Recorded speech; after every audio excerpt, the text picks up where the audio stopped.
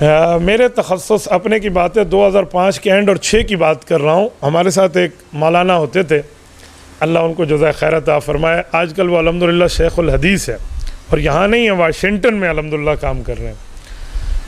ہم ایک ہی تپاہی پہ بیٹھ کے پڑھتے.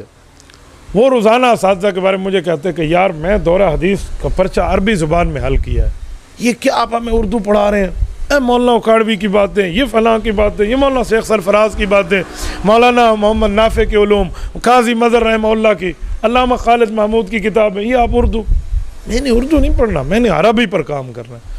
تو میں نے انہیں کہا آپ نے کام پاکستان میں کرنا ہے باہر؟ کہتے ہیں پاکستان میں. وہ تو اب ویسے الحمدللہ چلے گئے ہیں لیکن کرنا انہیں یہی تھا.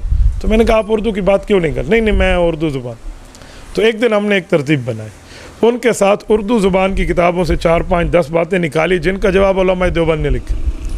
ان سے باتیں کی تو اس نے کہا یار کسی بڑی عربی کتاب میں اس کا جواب ڈھونڈنا پڑے گا. تو ہم نے کہا جی آب حیات ہے, یہ تحذیر الناس ہے, یہ قبلہ نما ہے, یہ حضرت نانوتوی کے علوم میں لکھا ہوا ہے. نہ اس نے تحذیر الناس پڑھی تھی, نہ اس نے آب حیات کو دیکھا تھا, اور نہ اس نے قبلہ نما کو سمجھا تھا کہ قبلہ نما کس عنوان پہ کتاب ہے. دور حدیث تک جو عربی زبان میں پرچہ حل کر لے اور حضرت نانوتوی سے اس کے تعلقات یہ ہوں کہ اسے یہ بھی نہ پتہ ہو کہ حضرت نانوتوی کی اس کتاب کا عنوان کون سا. بھائی یہ مناسبت آپ کو تخصص میں ملے گی. میں نے ایک دوست سے کہا آپ تخصص فی الافتاء کر لیں. یہ تخصص فی الفقہ نہیں ہوتا, تخصص فی الافتاء ہوتا ہے. تخصص فی الفقہ امام ابو حنیفہ نے کیا ہے, ہم اسی کی فقہ میں افتاء کے لیے تخصص کرتے ہیں کہ فتویٰ دے سکیں.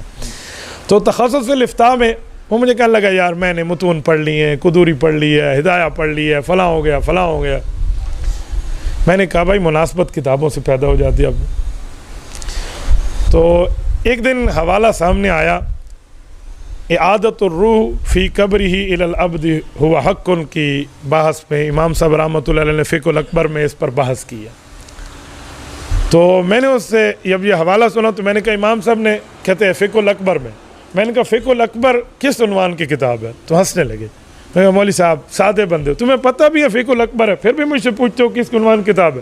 تو میں نے کہا جی مجھے بتا دیں کہ الفقہ الاکبر کس اس کی ہے کتاب ہے, کس فن کی ہے؟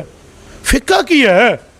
تو میں نے کہا فقہ الاکبر فقہ کو کہتے ہیں, فقہ الاوسط کسے کہتے ہیں, فقہ الاصغر کسے کہتے ہیں؟ کتابیں تو 3 ہیں, الفقہ الاکبر ہے, الفقہ الاوسط ہے, الفقہ الاصغر ہے.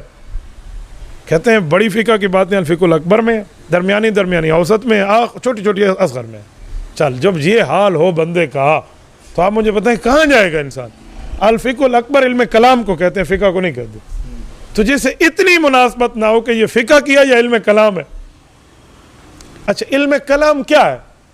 یہ سنتے رہتے ہیں دور حدیث میں لڑکے, متکلمین یوں کہتے ہیں, محدثین یوں کہتے ہیں. یار متکلمین کسے کہتے ہیں؟ بولنے والا. تو محدث گونگا ہوتا ہے کوئی تو وہی متکلم ہے. تو یہ علم کلام کا مطلب کیا ہے؟ جس میں آپ کو گفتگو کا ملکہ حاصل ہو کر دوسرے کے علوم پر جو غلط ہے اس پر رد کر سکیں, جدید زبان میں علم مناظرہ کہہ دیں, یہ علم کلام ہے. تو یہ مناسبتیں بندے کو پیدا تخصص میں